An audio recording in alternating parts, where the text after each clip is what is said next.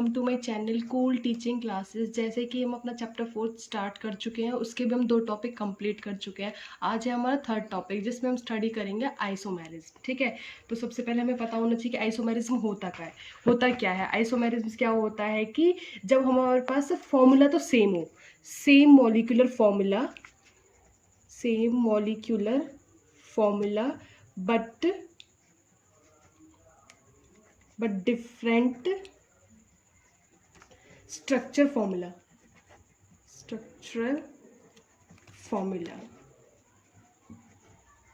and same property। ठीक है, तो आइसोमर होते क्या है? आइसोमर वो होते हैं जिनका मॉलिक्यूलर फॉर्मूला तो सेम हो लेकिन उनके जो स्ट्रक्चरल जो फॉर्मूले हो वो डिफरेंट हो। उसको हम क्या बोलते हैं? आइसोमेरिज्म। और उस फिनोमिना को हम क्या बोलते हैं? उस फिनोमिन को हम क्या बोलते हैं? आइसोमेरिज्म। ठीक है, isomerism.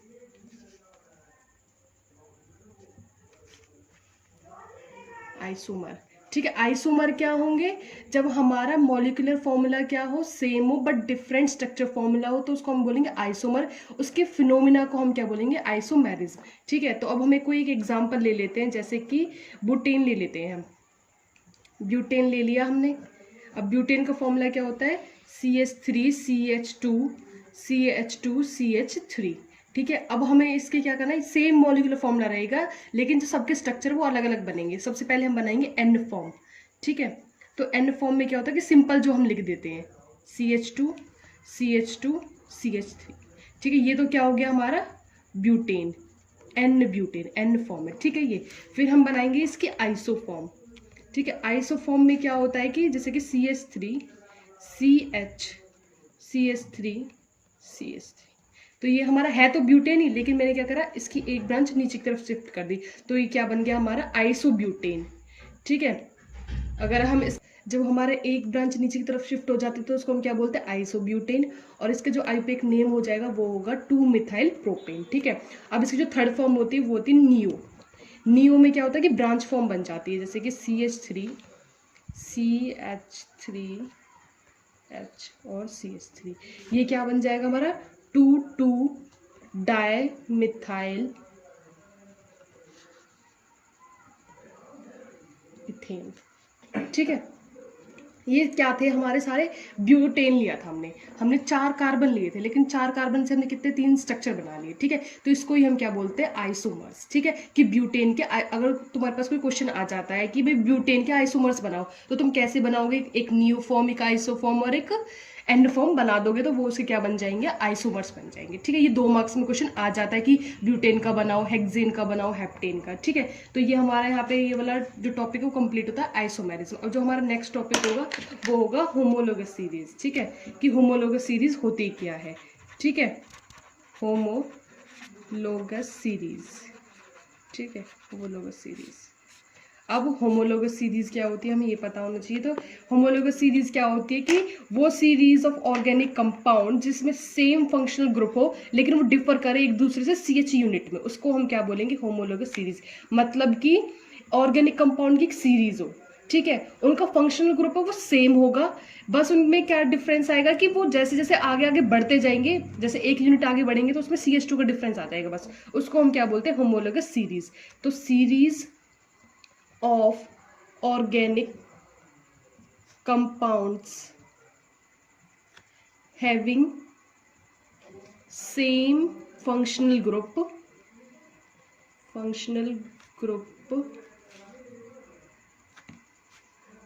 but differ by a CH2 unit। ठीक है, उसको हम क्या बोलते हैं? Homologous series. ठीक है, अब इसके एग्जाम्पल है, जैसे कि मैंने ले लिया एल्केन का बना रही हूँ मैं। ठीक है, एल्केन। ठीक है, एल्केन में क्या होता है? हमारा सिंगल बॉन्ड होता है सबके अंदर। ठीक है, अब जैसे इसमें कुछ मेंबर्स हैं, एल्केन के कुछ मेंबर है। सबसे पहला जो मेंबर आता है वो आता है हमारा मिथ। ठीक है, अगर एल्केन का है तो क्या बन जाएगा? मिथेन। फिर आता है इथेन, फिर प्रोपेन, फिर ऐसे ही आता है ब्यूटेन, फिर आता है पेंटेन, फिर आता है हेक्सेन। ठीक है, ठीक है। तो ये क्या हो गई, एक हमारी होमोलोगस सीरीज है। ये सिर्फ एक दूसरे से डिफर किस चीज़ में कर रहे हैं कि CH2 यूनिट का फर्क है बस, ठीक है। सबसे पहले methane, ethane, propane, butane, pentane, hexane और हेप्टेन।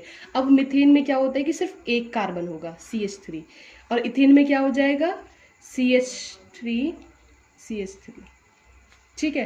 फिर आता है प्रोपेन, ऐसे ही प्रोपेन में क्या हो जाएगा CH3, CH2, CH3, ठीक है। फिर ब्यूटेन में CH3, CH2, CH2, CH3। फिर उसके बाद आ जाएगा हमारा pentane, CH3, CH2, CH2, CH3, ठीक है।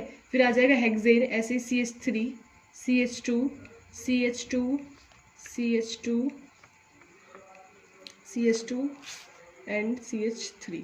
इसमें एक और आएगा CH2 एंड CH3, ठीक है। फिर आता है heptane, CH3, CH2, CH2, CH2, CH2, 1 2 3 4 5 5 6 and 7, ठीक है। मिथ का मतलब होता है एक कार्बन, इथ का मतलब होता है 2 कार्बन, प्रोपेन का मतलब होता है 3 कार्बन, ब्यूटेन का मतलब क्या होता है 4 कार्बन, पेंटेन का मतलब होता है 5 कार्बन, हेक्सेन का मतलब होता है 6 कार्बन, और हेप्टेन का मतलब क्या होता है 7 कार्बन, ठीक है। अब देखो डिफरेंस क्या है, ये कि होमोलोगस सीरीज है। CH3, इसमें फिर से क्या बढ़ गया, एक और यूनिट जुड़ गई CH2, फिर दोबारा से प्रोपेन, उसमें एक और जुड़ गई, अब तक 2 थे, एक और जुड़ गया, फिर उसके बाद दूसरी जुड़ गई, फिर उसके बाद तीसरी जुड़ गई, ठीक है। फिर उसके बाद 2 और जुड़ गई, मतलब कि एक एक बढ़ती जा रही है, CH2 यूनिट एक एक बढ़ती जा रही है हर उसमें। तो इसी को हम क्या बोलते हैं, होमोलोगस सीरीज। ऐसे ही हम सेम केस बना सकते हैं एल्कीन के लिए, एल्काइन के लिए, ठीक है। बनाकर देखना, ठीक है। अगर ना बने तो मेरे को कमेंट बॉक्स में जरूर बताना, ठीक है। फिर उसके बाद जो हमारा नेक्स्ट टॉपिक आता है वो आता है फंक्शनल ग्रुप, ठीक है। अभी हम, तो हमारा नेक्स्ट टॉपिक क्या था, फंक्शनल ग्रुप। तो फंक्शनल ग्रुप होते क्या है, अभी हमने जैसे कि बात करी थी होमोलोगस सीरीज में कि वो सीरीज ऑफ ऑर्गेनिक कंपाउंड जिसमें सेम फंक्शनल ग्रुप होता है। तो अब हमें पता होना चाहिए कि फंक्शनल ग्रुप होता क्या है। तो फंक्शनल ग्रुप क्या होता है कि एन एटम और group of atom present in a molecule which largely determines it's chemical property. मतलब कि किसी मॉलिक्यूल के साथ अगर कोई एटम या फिर ग्रुप ऑफ एटम जुड़ जाते हैं तो वो उसकी केमिकल प्रॉपर्टीज को डिटरमाइन करते हैं, उसी को हम क्या बोलते हैं, फंक्शनल ग्रुप, ठीक है। तो हमने क्या बताया, एन एटम और group of atoms present in a molecule, present in a molecule which largely determines its property, its properties are called functional group, ठीक है। उसको हम क्या बोलते हैं, फंक्शनल ग्रुप। अभी मैंने क्या बताया, फंक्शनल ग्रुप क्या होता है कि अगर किसी मॉलिक्यूल के साथ कोई एटम या फिर ग्रुप ऑफ एटम अटैच हो जाता है तो वो उसके क्या करता है, उसकी केमिकल प्रॉपर्टीज को चेंज कर देता है, उसको हम क्या बोलते हैं, फंक्शनल ग्रुप, ठीक है। अब जैसे कि फंक्शनल ग्रुप क्या होता है, मैं एक टेबल बनवाती हूँ आपको फंक्शनल ग्रुप कैसे होते हैं, ठीक है। ठीक है, तो हम एक फंक्शनल ग्रुप की टेबल बनाएंगे। ये आपकी ना एनसीईआरटी वाली बुक में भी दे रखी है वैसे फंक्शनल ग्रुप की, पर मैं आपको बता देती हूँ एक बार कैसे बनानी है, ठीक है। तो इधर की साइड हम लिखेंगे नेम ऑफ फंक्शनल ग्रुप और इधर लिखेंगे फॉर्मूला, कि हम ये कैसे पहचान सकते हैं कि ये किसका फॉर्मूला है। अब हेलोजन के लिए, हेलोजन ग्रुप्स कौन कौन से होते हैं हमारे, जैसे कि सबसे पहले आता है क्लोरो, ब्रोमो, आयोडो, ठीक है, और फ्लोरो। ये सब हमारे क्या होते हैं, हेलोजेंस ग्रुप होते हैं। अब क्लोरो के लिए हम क्या लगाएंगे, Cl नेगेटिव, ब्रोमो के लिए Br नेगेटिव, आइडो के लिए क्या लगाएंगे, I नेगेटिव, फ्लोरो को F नेगेटिव से, ठीक है। फिर उसके बाद जो आता है एल्कोहल, ठीक है। सबसे पहले हमें पता होना चाहिए कि एल्कोहल ये भी हमारे एक फंक्शनल ग्रुप है। अब इसका फॉर्मूला क्या होगा, OH, जिसके पीछे OH लग जाए, किसी भी उसके में चेन के अंदर, किसी भी कार्बन चेन के अंदर अगर हमारा OH ग्रुप लग जाता है तो हम पहचानेंगे कि ये क्या है, एल्कोहल है, ठीक है।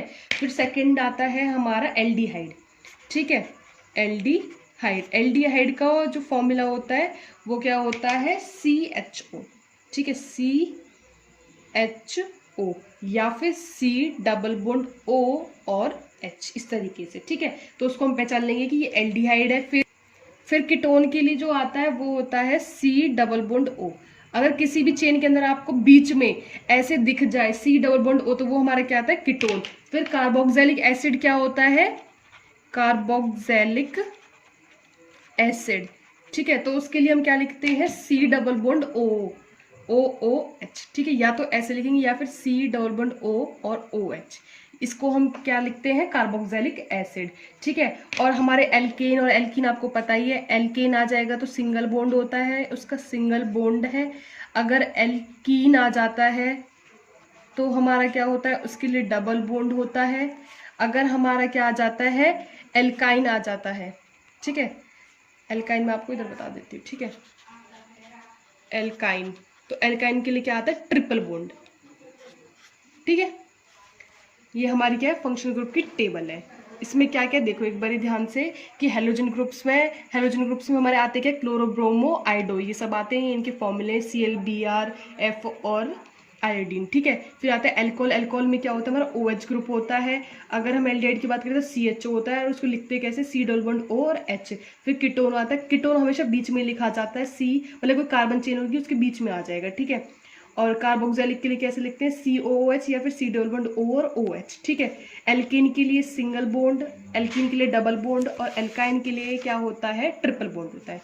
ठीक है, ये हमारे यहाँ पे फंक्शनल ग्रुप की जो टेबल वो कंप्लीट होती है। आज हमने क्या स्टडी करा थर्ड टॉपिक में, एक तो आइसोमेरिज्म होता क्या है, सबसे पहले हमें पता होना चाहिए आइसोमर्स क्या होते हैं। आइसोमर्स 3 फॉर्म में बनाए जा सकते हैं, एन फॉर्म, नियो और आइसोफॉर्म। इसके फिनोमिना को ही हम क्या बोलते हैं, आइसोमेरिज्म। फिर आता है हमारा होमोलोगस सीरीज। होमोलोगस सीरीज क्या होती है कि वो ऑर्गेनिक कंपाउंड की सीरीज होती है जिसमें सेम फंक्शनल ग्रुप होता है और डिफर करते हैं CH यूनिट पे। फिर हमने एल्किन का एग्जाम्पल लेके एक हमने उसकी होमोलोगस सीरीज बनाई थी जिसमें हम CH2 डिफर कर रहे थे। फिर उसके बाद हमने स्टडी करा फंक्शनल ग्रुप क्या होते हैं। हमने होमोलोगस सीरीज में अगर फंक्शनल ग्रुप की बात करी तो फंक्शनल ग्रुप होता क्या है, तो फंक्शनल ग्रुप क्या होता है कि जब किसी भी मॉलिक्यूल के साथ या तो एटम या फिर ग्रुप ऑफ एटम अटैच हो जाते हैं और उसकी प्रॉपर्टीज को चेंज कर देते हैं, उसको हम क्या बोलते हैं, फंक्शनल ग्रुप। फिर हमने फंक्शनल ग्रुप की टेबल बनाई है। अगर हम किसी भी कंपाउंड की जो नेमिंग करते हैं इन्हीं फंक्शनल ग्रुप की बेसिस पे करते हैं, या फिर हम किसी भी कंपाउंड को देखते हैं पहचानते हैं तो वो इनके बेसिस पे हम पहचान लेते हैं। ठीक है, और थैंक यू। मेरे चैनल को ज़्यादा से लाइक, सब्सक्राइब एंड शेयर करना।